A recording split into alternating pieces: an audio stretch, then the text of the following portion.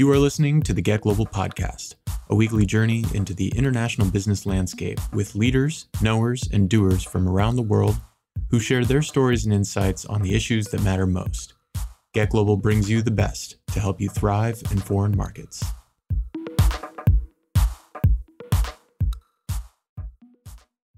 Welcome to the Get Global podcast.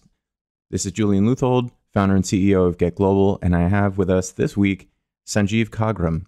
He is the new dean of the Thunderbird School of Global Management at Arizona State University. He just came on the job in July, I believe, right, Sanjeev? That's correct. Yes, and he came from our home that we love, Occidental, in Los Angeles. He came from Occidental College. He was the John Park Young Professor of Global Political Economy, Diplomacy, and World Affairs. But before that, he was at the University of Washington, Harvard Business School, Kennedy School of Government at Harvard, and has participated in numerous projects in the intergovernmental and non-governmental organization space, including being the lead author on the UN Secretary General's report on the impacts of the global economic crisis on the poor. Voices of the Vulnerable was the title. It was in 2009. Probably some interesting learnings that you came out with that. And we're just tremendously pleased that you're going to be able to join us at Get Global in just almost no time at all. It's coming right up on us. So thank you for joining us, Sanjeev. Oh, it's a pleasure and honor, Julian. And we're just delighted and honored to be having this partnership with Get Global.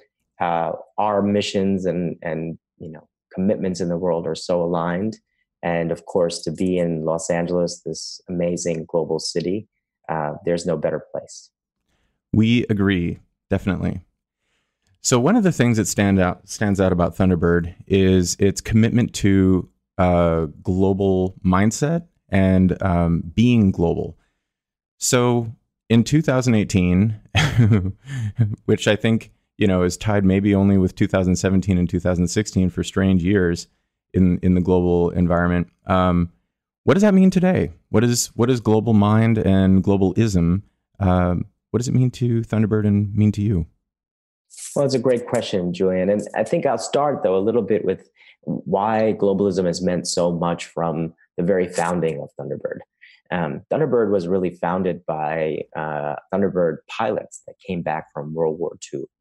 And having seen the ravages of that terrible conflict war around the world, they came back and they had one principle in their mind, that a world frequented by traders would seldom need soldiers. The idea really was in the germ of early globalism.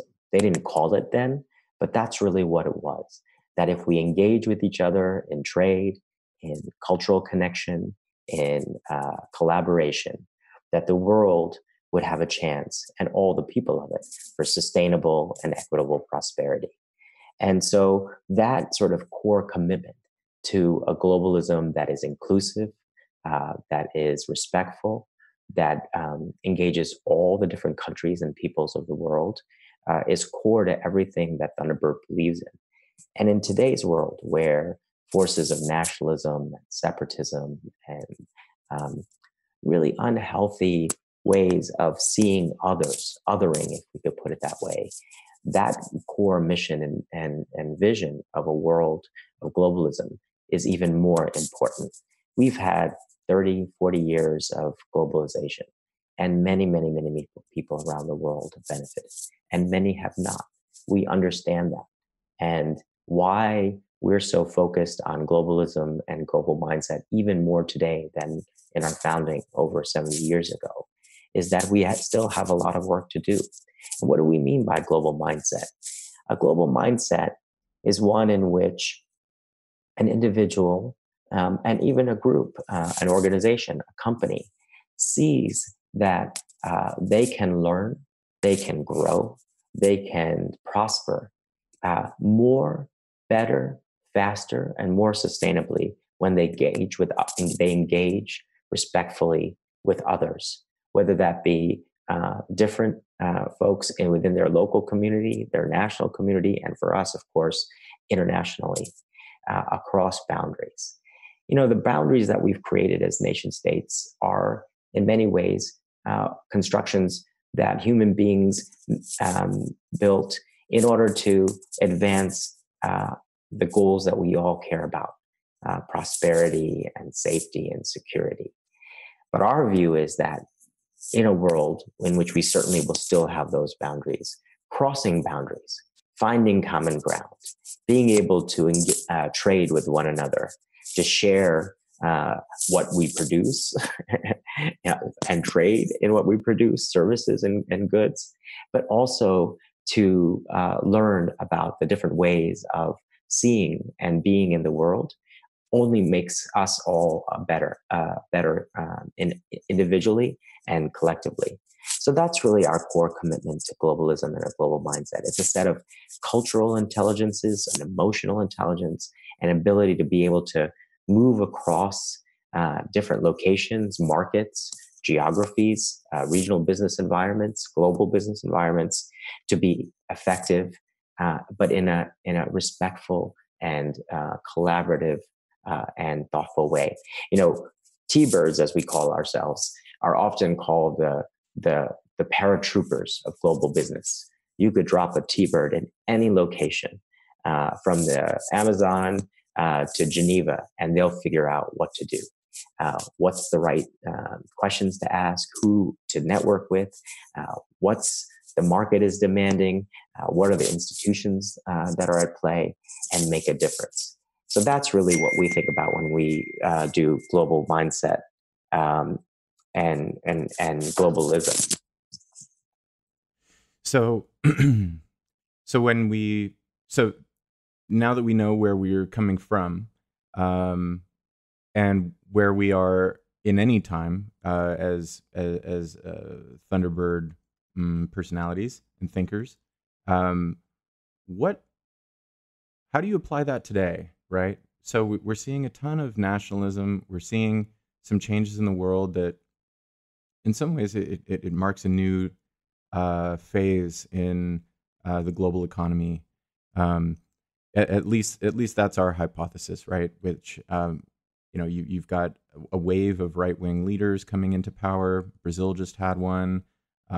Populists on the rise as well. I think AMLO can't really be characterized in that same vein at all in Mexico, but certainly a surprise and running on an anti-corruption and populist narrative. When you look across the globe, what do you see in all of this? What does it mean to you? I see that there's the sort of most symptomatic parts of it, and then there's the deeper sort of underlying changes and forces that we have to pay attention. The symptomatic part of it is that many people around the world have not benefited from all that globalism and globalization has to offer. What they see is that, or are worried about, because it may not have happened yet, but see it coming in the future, is that globalism is a way to take away their jobs, undermine their culture, make it more difficult for their children to be successful. And underlying that, longer term trends, Julian, that we have seen, increasing inequality in the world. And we know that what we've done as humans in our planet is to really intensify the use of resources and life support systems to their limit. And the most visible manifestations of that are climate change, which certainly is happening, and we have to focus on like a laser beam as a global community, as well as other very key transformations, such as the sixth extinction, where virtually all of biodiversity is under threat around the world, and one could go on. These longer term trends and threats and patterns are putting globalism at risk because they are connected to the symptoms I mentioned. We went through, over the last 150 years, three tremendous and incredibly transformative industrial revolutions. First industrial revolutions in the mid 1800s, where we had steam and the initial sort of micro factories that were created.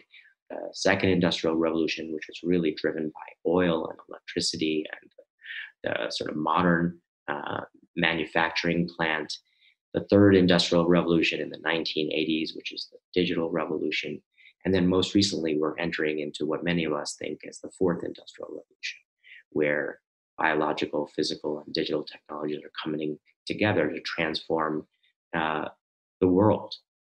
And so our view in this interesting but very important catalytic moment is that the longer term forces, the longer term patterns are starting that have bubbled up, and the rise of the forces that are happening around the world of nationalism and separatism are seizing on those symptoms. So it's our responsibility as global citizens and global leaders who believe in a sustainable and equitable globalism to not shy away from the needs and concerns of so many hundreds of millions, now billions of people across the planet, but to be direct and clear that we are going to seize the opportunities of this fourth industrial revolution and learn from our mistakes of the previous ones to ensure that no one is left behind.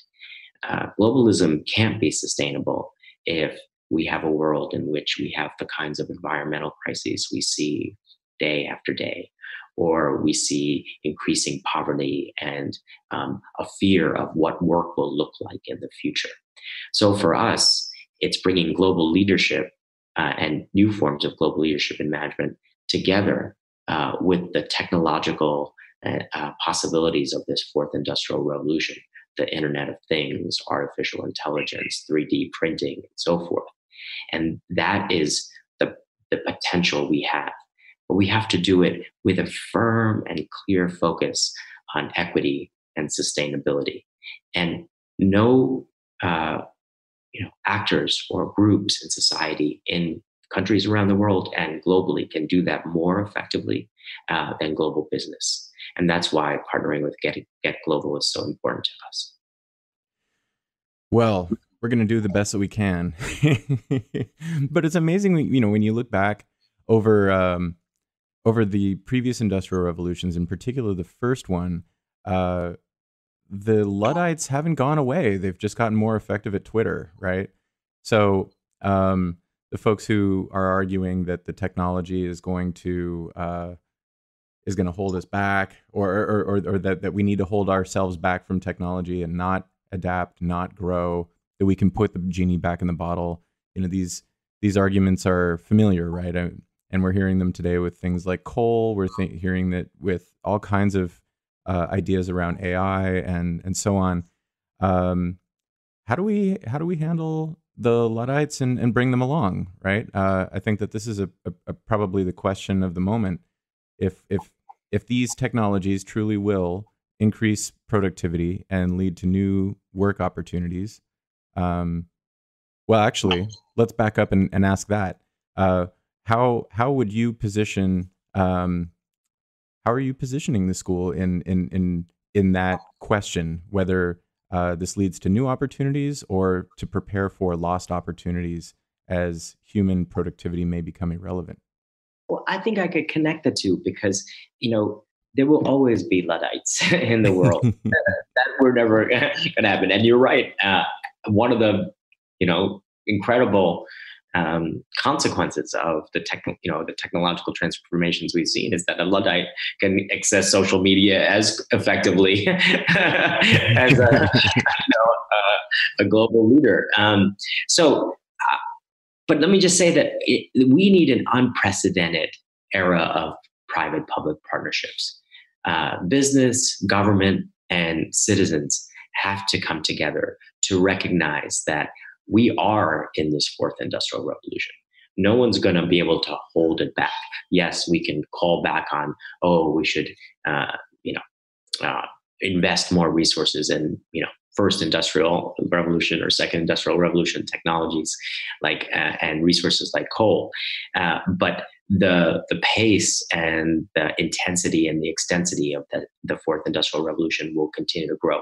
What we know, you know, historically, Julian, is that, you know, 50% of the jobs that existed previously to the first and second industrial revolutions were gone after that and completely transformed. This is what we should be and do expect from the fourth industrial revolution. The difference is, at that time, we didn't have the dynamic density that we have now in the world of institutions, of ideas, of knowledge. We didn't have this understanding of what happened. And so we can deploy this tremendous set of assets we have to be able to maximize the benefits of the fourth industrial revolution, to show how these technologies don't have to be ones that just undermine the possibilities of progress for individuals, nations, and the world, but actually maximize them. That we can bring new ways of doing workforce development to bear. We have to completely transform educational institutions, and so let me connect that back to Thunderbird. For a long time, Thunderbird was an independent institution and was the premier.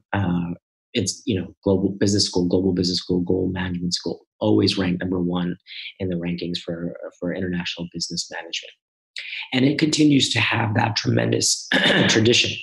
Right? We were the first ones to introduce languages as a core part of global business education.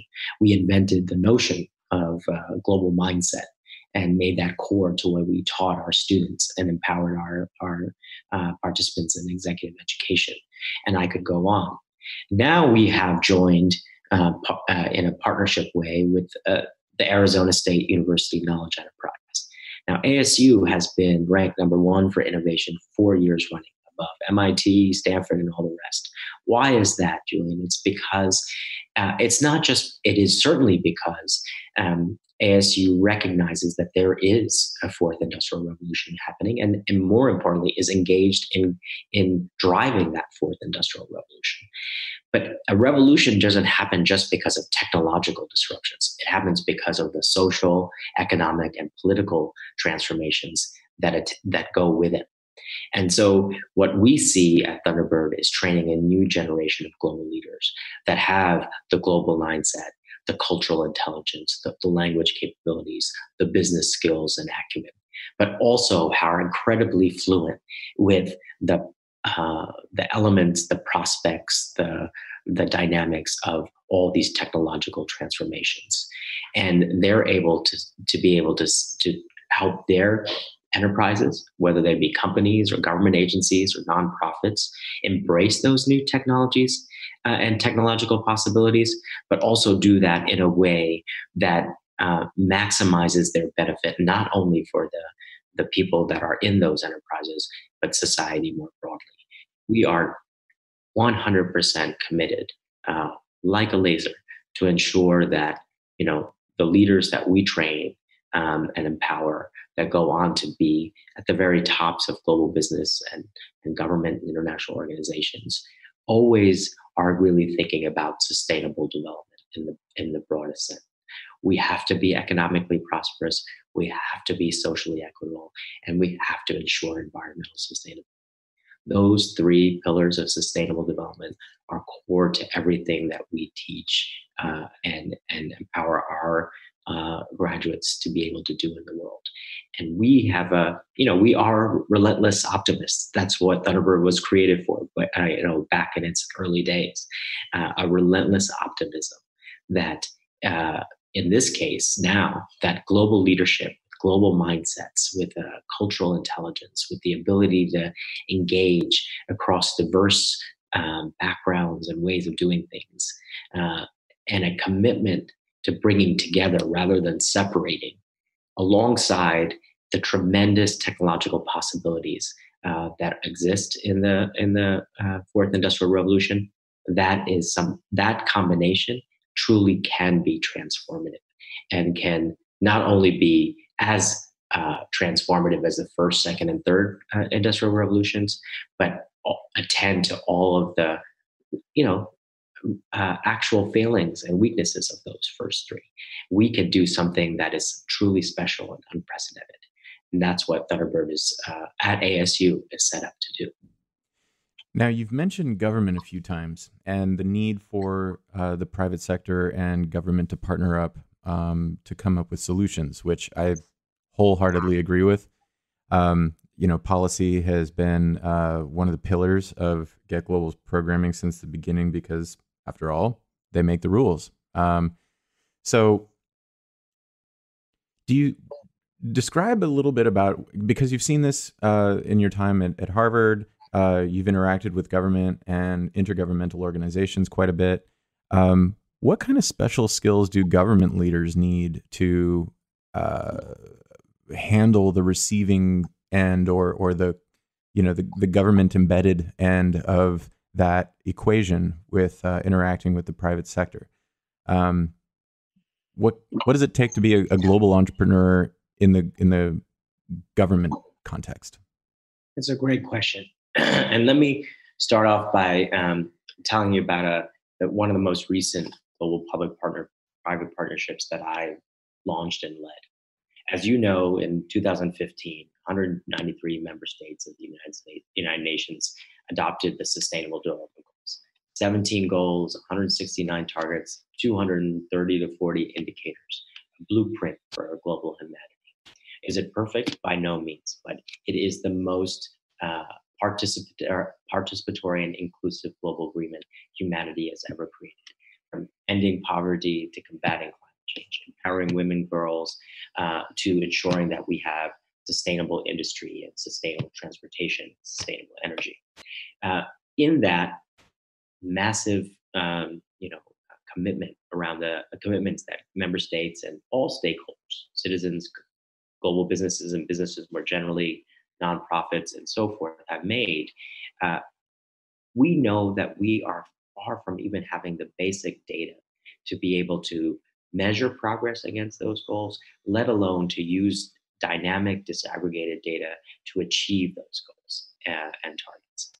We created a public-private partnership called the Global Partnership for Sustainable Development Data, harnessing the data revolution to achieve those sustainable development goals. Government couldn't do that alone, and the private sector can't do that alone. But all will benefit from harnessing the data revolution to achieve those sustainable goals. It will open up new markets for companies. It will create new entrepreneurial possibilities. It will increase jobs. Inversely, it will ensure the safety and security and the health of billions of people on the planet. It was incredibly important that the private sector brought all of its massive capacities. I mean, data is the oil of the 21st century. Data is the oil of the fourth industrial revolution. Government leaders, whether they be local, provincial or state, national or international leaders, government leaders, have to be able to be data driven and in everything that they do.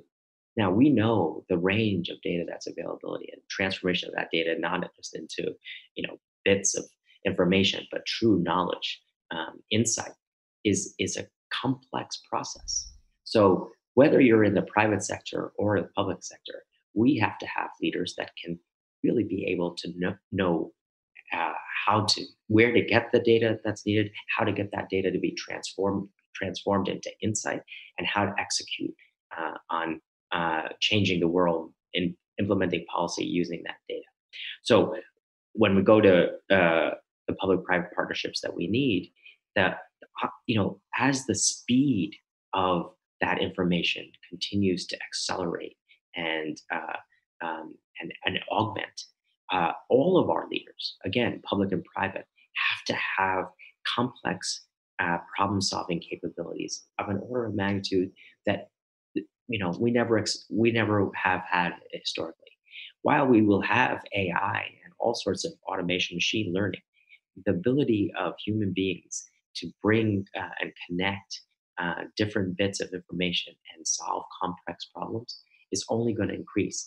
The needs for human beings, whether they be in the private sector or public sector, to have the emotional and cultural intelligence to bring people together, not only to know what might be the right pathway forward or the best strategy or the most appropriate policy, but actually to get that agreed to, implemented, executed with precision. That it requires an order of uh, you know cognitive capabilities and emotional intelligence that we still are far too short a supply of. And so going back to what we're trying to do in Thunderbird is and with our partners at ASU and across the world, because we're one very important but small institution, and this is a global challenge, is to really highlight this is the future of global leadership. This is the future of global citizenship. Every person should be data literate. Every person should be able to translate the information, that the sensors that we have all around us, into an ability to make their lives better. So the public-private partnerships that we're talking about mean that the best of the private sector are adopted by the public sector. And frankly, the best of the public sector are adopted by the private sector. The private sector we have to, in the private sector and the global business sector, recognize that we have a broader responsibility and commitment to people on the planet. And that's why so many global businesses are transforming their strategies to be impact aligned and or even more specifically SDG aligned. That's how we get to a sustainable and equitable globalism in the 21st century. And we show the Luddites and those who are, promoting nationalism and separatism that the best way is this way. This is the way that the world and all the people of it truly prosper. So, as you can tell, I'm incredibly passionate about this. I went to Thunderbird and ASU, leaving that wonderful global city of LA, because we're putting together something incredibly special, and we are in desperate need of this type of global leadership in this time of nationalism, which and irredentism that is taking us away from the core values of humanity. But in this time, also potentially the greatest opportunities we've ever had in this fourth industrial revolution.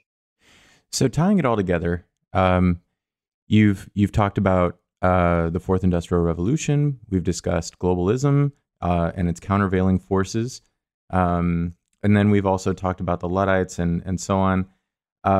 What is your assessment of what it takes to be a leader in the medium to long term? Right, so the 3 to 5 year range and beyond, as all of these themes make their mark and sort of change the character of the global landscape. If you're a leader today or an aspiring leader, how should you think? What should you develop in yourself to be able to be agile in this kind of an environment? Well, this is, you took one of the words, right? Cognitive flexibility and agility.